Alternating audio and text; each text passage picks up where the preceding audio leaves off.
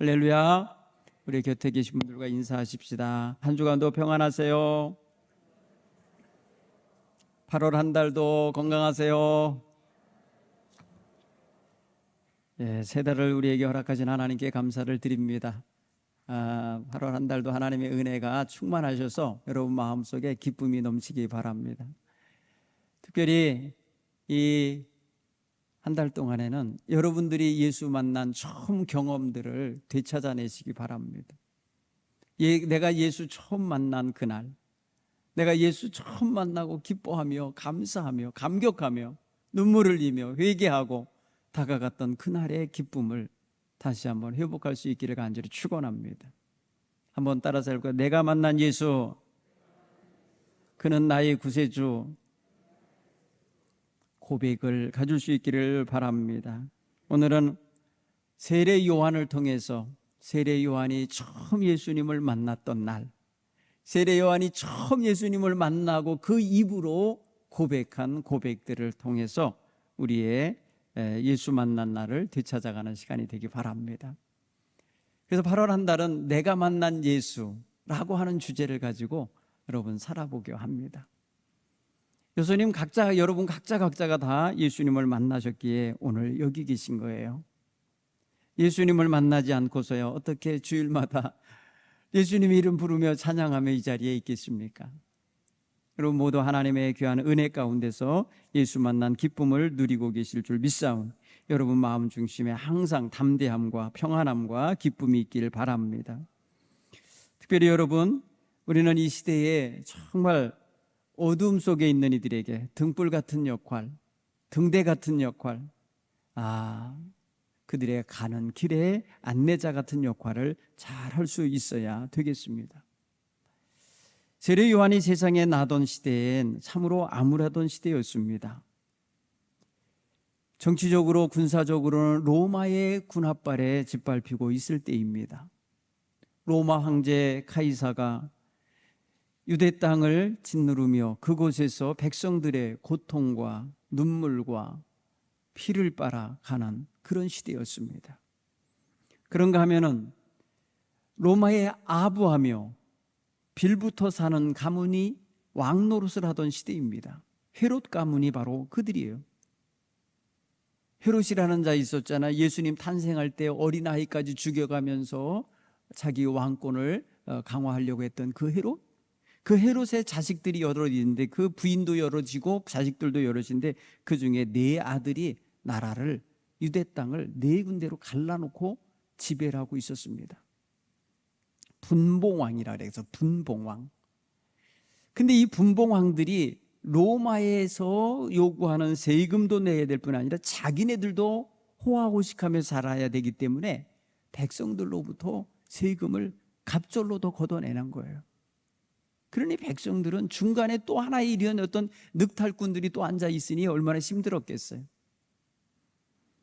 거기다가 종교적으로 지배권을 갖고 있었던 제사장들과 바리새인들은 로마 정부의 친로마 성향의 이런 제사장들을 앞에 세워서 그들로 하여금 종교권을 장악하게 했어요. 당시의 제사장인 안나스, 그의 사위 가야바, 이 사람은 바로 가야바가 누굽니까? 당시에 예수님을 십자가에 못 박게 만든 무리의 수장이에요. 이런 사람들이 결탁하여서 정치적으로, 종교적으로, 경제적으로 모든 기득권을 가지고 있을 때입니다. 그래서 백성들은 힘들 때예요. 암울할 때예요. 대낮에도 암울한 느낌 들 때가 있잖아요. 해가 환히 비추고 있는 대낮에도 가슴 답답하고 암울한 때 있잖아요. 이게 뭐예요? 걱정과 근심과 희망이 없을 때 이런 거 아니에요. 당시의 이스라엘 백성들이 그런 처지에 놓일 때예요. 게다가 정치적으로 타협하고 종교적인 것을 타락의 일로로 끌고 가고 있던 종교 지도자들은 악덕 상인들과 연결되고 결탁하여서 거룩한 하나님의 성전까지 시장판을 만들어서 그곳에서 경제적 수익을 거둬들이고 있었어요. 백성들의 경건한 믿음으로 안내하는 데 관심이 있는 게 아니라 돈벌이에 관심을 갖고 있었던 그런 종교 지도자들이었던 거예요. 그런 면에서 보면 희망을 찾을 데가 없는 거예요. 왕에게 희망을 찾을 수 있습니까? 정치인에게 희망을 찾을 수 있습니까? 종교 지도자들에게 희망을 찾을 수가 있었겠습니까? 어딜 봐도 백성들은 희망을 찾을 곳이 없을 때입니다. 이럴 때에 광야에서 외치는 소리가 나왔습니다. 이때에 광야에서 칼날같이 예리하게 가르는 말씀을 전하는 자가 있었으니 바로 세례 요한입니다. 이 세례 요한은 30여 년 전에 태어났어요. 30여 년 전, 지금 그 활동을 하기 30여 년 전에 태어났는데 그는 제사장 가문의 자식이에요. 그의 아버지가 제사장이에요. 아마도 그는 그냥 자라서 가만히 있었으면 제사장의 직위를 그대로 이어받을 수 있는 사람이에요. 그런데 무슨 그 가정에 변화가 생겼었는지 몰라도 이 아이가 어려서 벌써 들판에 나와 광야에 가서 살기 시작했다면 빈들에서 살았다는 거예요. 당시에 빈들에는 누가 살고 있었냐면요, 일반 양들을 키우는 목동들인 베두인들이라고 해갖고요, 유목민들이 살기도 했지만 경건한 백성들이 따로 이 세속의 물과 함께 어울릴 수 없다 해갖고 분리돼서 나오는 에세네파라고 하는 사람들이 있었어요. 아주 경건주의자의 금욕주의자들이에요. 이들이 요단강 아래쪽에 사해바다 근처에 쿰란이라는 곳에, 그곳에 공동체를 이루고 살았어요. 토구를 파고. 네. 그러니까 일반 예루살렘의 그 화려한 생활을 버리는 거예요. 그리고 마음껏 세상 즐기고 먹고 사는 거에 빠지지 않는 거예요. 하나님의 말씀을 깊이 묵상하면서 경건하게 사는 무리가 들판에 있었어요. 광야에 있었어요. 세례 요한이 어려서부터 빈들에 가서 살았다는 것은 그들의 영향을 받았다는 걸 추측한다고 신학자들은 보는 거예요. 중요한 것은 뭐냐? 이 사람이 태어날 때 도저히 애를 낳을 수 없는 늙은 부모 속에서 태어났어요. 사가랴라고 하는 제사장과 엘리사벳이라고 하는 부인은 나이가 많아서 이제 애를 낳을 수 없는 여인이라고 모든 사람이 알고 있을 때에 하나님께서 그의 가정에 태어나게 해준 아들이에요. 그는요, 어려서부터, 태중에서부터 성령 충만하였다고 누가복음 1장 15절은 증언합니다. 태중에 있으면서도 성령이 충만하였습니다. 태중에 있을 때에 그의 집에, 그 집에 방문했던 마리아가 왔을 때에 임신한 마리아를 보고 기뻐 뛰었다는 거예요, 아기가. 그렇죠? 아기가 뛰었다는 거예요. 그 엄마도 성령 충만하여서 말하기를 네가 정말 복되도다, 네 태중에 있는 아기도 복되도다 하면서 이 엘리사벳도 성령 충만하여서 마리아가 누구를 낳을 거라는 걸 알 정도로 성령 충만한 역사 속에 그 모자가, 태중에 있는 아기와 엄마가 알아봤다고요. 이렇게 해서 예수님보다 6개월 먼저 세상에 태어난 거예요. 사실 예수님과 세례 요한의 첫 만남은 태중에서 이루어진 거죠. 태중에서 설고 껌껌한 태중에 앉아 있으면서 저쪽에도 태중에 있고 이쪽에도 태중에 있으면서 알아본 거예요. 그러나 실제로 태어나갖고 얼굴과 얼굴이 만나본 적은 없어요. 그런데 이 세례 요한은 성령의 인도하심 속에서 하나님의 계시 속에 있었어요. 하나님의 계시를 받아서 말하기를 네 뒤에 오시는 이가 있다, 너는 그의 앞에 나가서 길을 예비해라. 이렇게 해서 길 예비하는 자의 역할을 하고 있었던 거예요.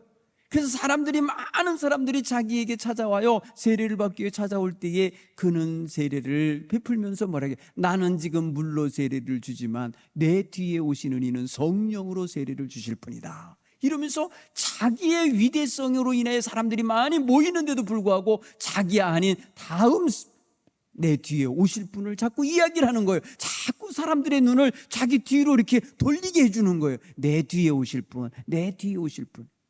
사람들은 세례 요한 한 사람에게 와오는 것만으로도 굉장히 감격하고 굉장히 말입니다 떨리는 마음을 갖고 있는 판인데 말이에요. 세례 요한은 계속해서 세례를 얼마 동안 줬는지 성경은 기록하지 않지만은 많은 사람이 그를 찾아왔을 때에 그의 마을에 그의 이 손가락은 계속해서 누군가를 향하여 이렇게 비춰주는 거예요. 여러분, 우리가 누군가가 저기를 봐라 하고서 손가락을 비면서 저기라고 말할 때 어딜 쳐다봐요? 손가락이 가리키는 쪽을 보게 돼 있잖아요. 바로 세례 요한이 그 역할을 하는 거예요. 그는 요단강가에 나와서 세례를 주면서 저기를 봐라 하면서 자꾸 저기라고 하는데 그 저기가 어디예요? 자기 뒤에 오실 예수님을 가리키는 거예요. 내 뒤에 오실 이가 계신데 그분은 나보다 능력이 많으신 분이요, 그분은 나보다 먼저 계신 분이시다. 그분은 성령으로 세례를 주실 분이시다. 그분은 하나님이 보내시는 구원자라는 거예요. 계속해서 이렇게 말을 해주는 거예요. 그러니까 여러분 보세요. 자기가 사람들에게 굉장한 인기를 끌고 있었거든요. 예루살렘에 있는 종교 지도자들조차도 그의 소문을 듣고 가서 그 사람이 혹시 오시겠다고 하는 그분인지 좀 알아봐라는 거예요. 오시겠다고 되어지는 게 있어요. 이사야가 예언한 예언자 있잖아요. 메시아에 대한 예언을 갖고 있었기 때문에 그분인지를 가서 알아보고 오라고 조사단을 파견해 보냈다고요. 그 사람들이 와서 물어보죠. 여러분 19절 이하에 보면 이렇게 말해요. 예루살렘에서 제사장들과 레위인들이 요한에게 사람을 보냈어요. 그래서 물어봅니다. 네가 누구냐? 네가 누구냐? 물을 때에 요한이 증언하기를 이렇게 증언했다는 거예요. 숨기지 않고 말하기를 나는 그리스도가 아니다. 이 사람들이 너 그리스도냐? 이렇게 물은 게 아니에요. 너는 누구냐? 라고 물어봤어요. 그때 나는 그리스도가 아니라. 그래? 그럼 너 누구야? 엘리야야? 엘리야라는 말을 왜 여기서 하느냐? 엘리야가 죽음을 보지 않고 올라간 사람이에요. 그래서 엘리야가 다시 올 거라는 생각을 했어요. 그런가 하면요, 그러면 모세가 말한 그 선지자냐? 모세도 이런 말을 한 적이 있거든요. 여러분, 모세도요 신명기에서 이런 말씀을 했어요. 나와 같은 선지자가 너희에게 올 거다, 이런 말을 했어요. 그러면 모세가 말한 선지자냐? 엘리야냐? 너? 그리스도냐? 물을 때 다 아니라고 그러는 거예요. 다 아니라고 그러. 그럼 너 누구야? 라고 말했더니 나는 내 뒤에 오실 그분의 길을 예비하는 자야. 내 뒤에 오신 이가 있는데 나는 그분의 신발끈도 풀기를 감당하지 못하겠어. 나는 그분 앞에 신발끈도 풀어줄 수 없을 그런 하찮은 종이라는 거죠. 여러분, 이렇게 자기를 낮추면 낮출수록 뒤에 오실 분에 대한 게 어떻게 되겠어요? 높아지죠. 이 사람들은 잔뜩 높여갖고 온 거거든요. 혹시 그리스도일지도 몰라, 이렇게. 그 다음에 혹시 모세와 같은 선지자일 수도 있어, 이렇게 높이 평가해 갖고 온 거예요. 세례 요한을 당시 사람들이 그렇게 여겼기 때문에 그래요. 그런데 그는 다 부인합니다. 아니다 하면서 어디까지 내려가느냐? 나는 그분의 신발끈을 풀을 만한 자격도 안 되는 자다, 이렇게 말하는 데까지 내려가고 있는 겁니다. 여러분, 세례 요한이 아직 예수님을 만나기 전인데도 예수님이라는 분이 어떤 분이라는 것을 알았던 거예요. 그래서 그분이 오기를 기다렸던 것입니다. 사랑하는 성도 여러분, 이렇게 기다리던 세례 요한, 그는 말합니다. 나는 그분을 얼굴을 알지 못해. 그래서 누가 그분인지 뭘 알아봐. 그렇지만은 내가 세례를 베푸는 이유가 있는데, 내가 세례를 베풀 때에 성령이 그에게 임하셔서 머무는 분이 나타날 거라고 하나님 말씀했기 때문에 내가 세례를 베풀고 있는 거예요. 사실은 세례를 베푸는 게 수많은 사람을 만나기 위한 게 아니에요. 오직 한 분을 기다리고 있는 거예요. 성령이 내려와서 임하여 머무시는 그분이 자기 눈앞에 나타날 때까지 기다리는 거예요. 그게 수많은 사람이 그 앞을 세례받고 지나가잖아요. 그런데 성령이 임하여 있질 않아요. 그런데 예수님이 세례를 받으러 나오실 때 그는요, 성령이 임하여 그분 외에 머물기 전에 알아봤어요. 그분이 오시는 걸 보고 알았어요. 그래서 여러분, 마태복음, 마가복음 보면 말합니다. 아니, 어떻게 당신이 내게 오십니까? 이렇게 말을 해요. 마태복음 3장 13절 이하 이렇게 말합니다. 그때 예수께서 갈릴리로부터 요단강에 이르러서 요한에게 세례를 받으려 하시니 요한이 말리입니다.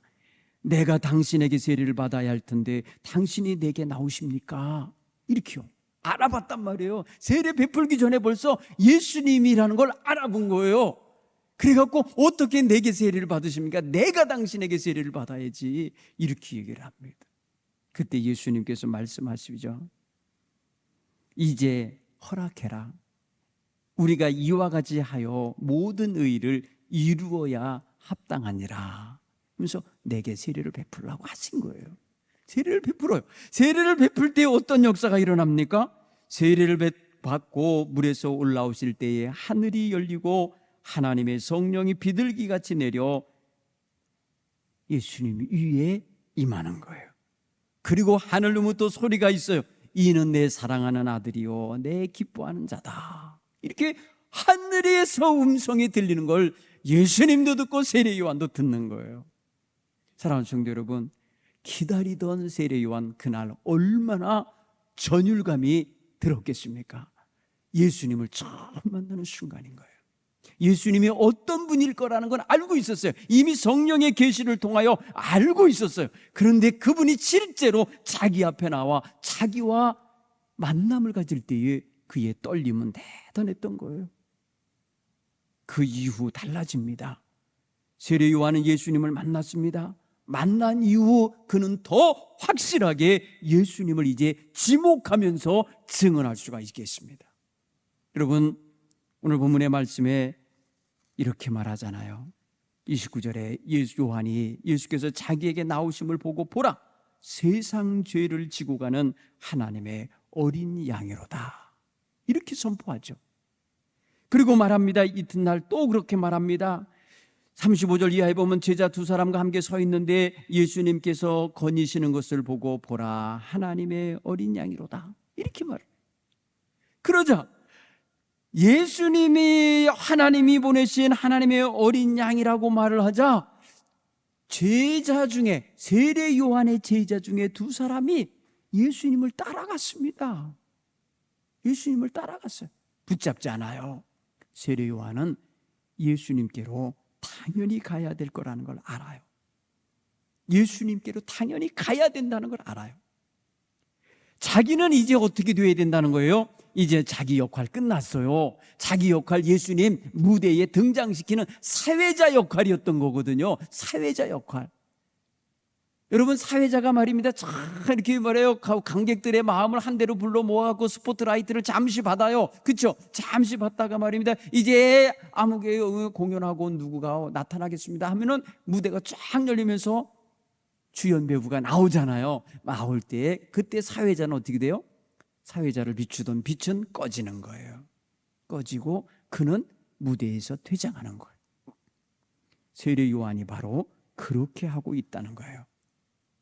세례 요한은 예수님을 무대 위에 등장시킨 사람이에요. 그는 세례를 베풀면서 수많은 사람들에게 예수님에 대한 관심을 갖게 만들어요. 예수님 자기 뒤에 오실 분이라고 소개하면서 계속해서 그에게 주목을 끌게 만들어요. 그러고 난 다음에 예수님이 등장하시자 그는 슬며시 역사의 무대에서 뒤로 물러나게 됩니다. 여러분, 요한복음 3장 22절 이하에 가면 이런 일이 있어요. 잠깐 동안은 세례 요한과 예수님이 같은 요단강가에서 세례를 주고 있어요. 이쪽 편에서 한 분, 이쪽 편에서 한 분. 그때 어떤 일이 벌어지냐면 예루살렘 가까운 에논에서 세례를 베풀었어요. 요한은. 예수님은 요단강가에서 유대 땅에서 그곳에서 세례를 베풀었어요. 그럴 때 어떤 일이 벌어졌냐면 많은 사람이 세례 요한에게 오지 않고 예수님께 더 많이 가는 거예요. 예수님께 더 많은 사람들이 가게 돼 있다는 걸 알고 그 이야기를 요한의 제자들이 와서 얘기합니다. 이 3장 26절에 랍비요, 선생님과 함께 요단강 저편에 있던 이 곧 선생님이 증언하시던 그가 세례를 베풀매 사람들이 다 그에게로 가나이다, 이렇게 말했어요. 사람들이 다 그에게로 가나이다. 여러분, 세례 요한 허전할 수 있죠. 서운할 수 있죠. 좀 이제 야속할 수도 있겠죠. 그렇지 않아요. 뭐라고 대답하는 줄 아세요?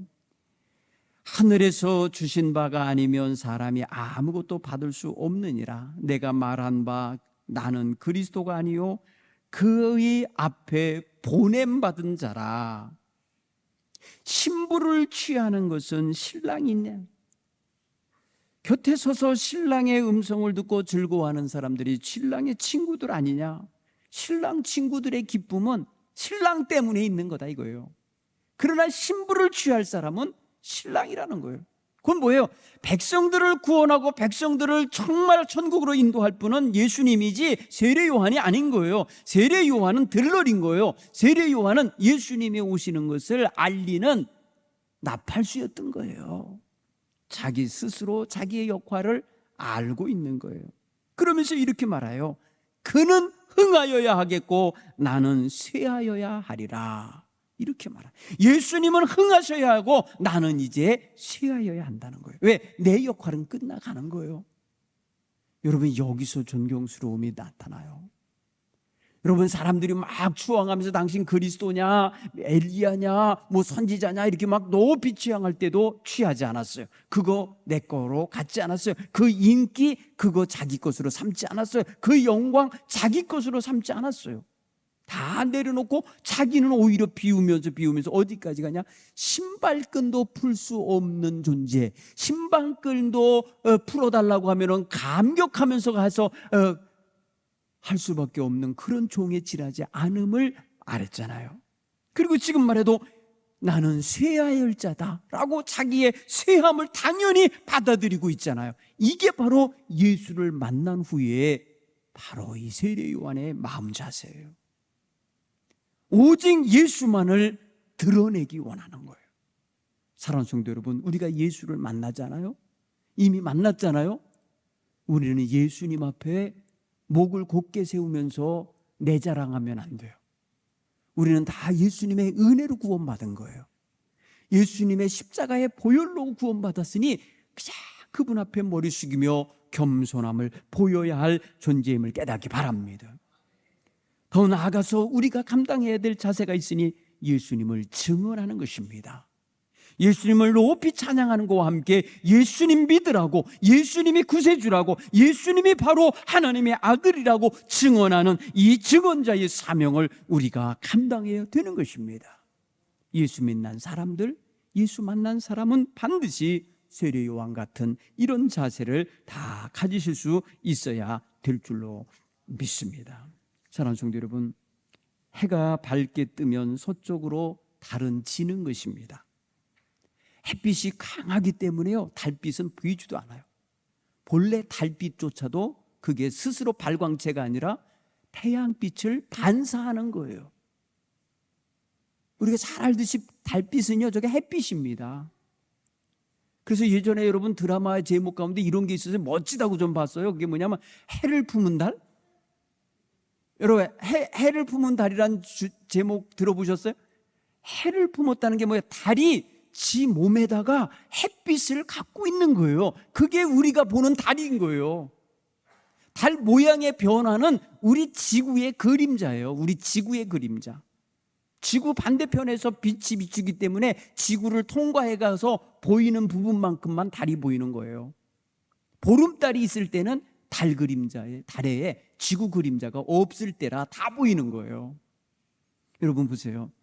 오늘 우리가 우리 스스로 빛을 발하는 자인 줄 착각하면 안 돼요. 빛이신 예수님을 품고 있기 때문에, 예수님을 모시고 있기 때문에 우리가 예수님을 반영해내는 거예요. 예수님을 드러내는 거예요. 여러분, 세례 요한은 바로 예수님을 만나고 그 빛의 역할을 감당한 것입니다. 오늘 저와 여러분이 이 시대에 예수 만난 사람으로서 온전하게 그 일을 잘 감당할 수 있기를 간절히 축원합니다. 기도하겠습니다.